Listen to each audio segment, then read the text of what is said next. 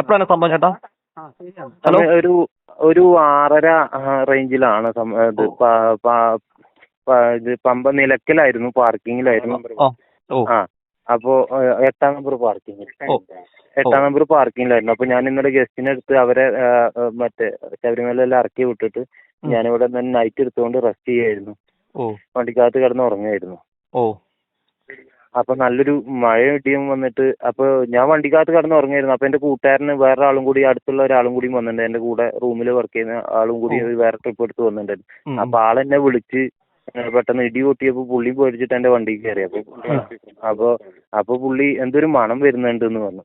ഞാൻ പറഞ്ഞു ഇല്ല കുഴപ്പമൊന്നുമില്ല എന്ന് പറഞ്ഞ്, മണമൊന്നുമില്ല, വിഷയമില്ല എന്ന് പറഞ്ഞു. പക്ഷെ ഗ്ലാസ്സിൽ മിസ്റ്റ് ആയതുകൊണ്ട് നമുക്ക് അധികം ഒന്നും മനസ്സിലായതുമില്ല.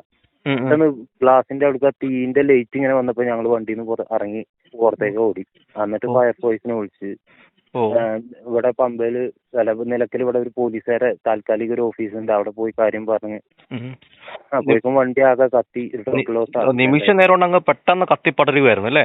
കത്തി പടർന്നു. ഒന്നും ചെയ്യാനും പറ്റില്ല, മഴയായിരുന്നു. മറ്റേ എല്ലാരും വണ്ടിക്കകത്തായിരുന്നു. ചെയ്യേണ്ടെന്നുള്ള ഒരു പാനിക്കായി പോയി. അതായത് നമ്മൾ ഈ വിവരം അറിഞ്ഞത്, കത്തിയ വിവരം അറിഞ്ഞത് കൊണ്ട് ജീവൻ രക്ഷപ്പെട്ടു അല്ലെ? തലനാരൊക്കെ രക്ഷപ്പെട്ടു എന്ന് പറയാം. അത്ര അവസ്ഥയായിരുന്നല്ലോ. ഞാൻ കിടന്നുറങ്ങായിരുന്നു. ആള് വന്ന് ഇടി പൊട്ടിയപ്പോ ആള് ഒന്ന് പേടിച്ചാണ്ട് എന്റെ ഒറ്റയ്ക്ക് ഇരിക്കാൻ പറ്റില്ല എന്ന് പറഞ്ഞാണ്ട് അങ്ങനെ ആള് വന്നതുകൊണ്ട് എന്നെ വിളിച്ചുകൊണ്ട് ഞാൻ ഉണർന്നു. അല്ലെങ്കിൽ ഞാൻ വണ്ടിക്കകത്ത് കിടന്ന് ഇതായിട്ടുണ്ടായിരുന്നു. വലിയ സംഭവമായിരുന്നു. നമ്മള് ശബരിമല തീർത്ഥാടകർ കൊണ്ട് വന്ന ഡ്രൈവർമാരാണ് അല്ലേ? അതെ, ഞാൻ ടാക്സി ഓടിക്കുന്നതാണ് കൊച്ചിയിൽ. കൊച്ചിയിൽ നിന്ന് വന്നല്ലേ? ഒരു ട്രാവൽസിൽ അറ്റാച്ച് ചെയ്ത ഒരു വണ്ടിയാണ്. അവരവിടെ തീർത്ഥാടകർ അവര് പോയിരിക്കുകയാണ്, ശബരിമല പോയിരിക്കുകയാണ് അല്ലേ? അവര് പോയിരിക്കാണ്. ശരി. അവര് വന്നിട്ടില്ല.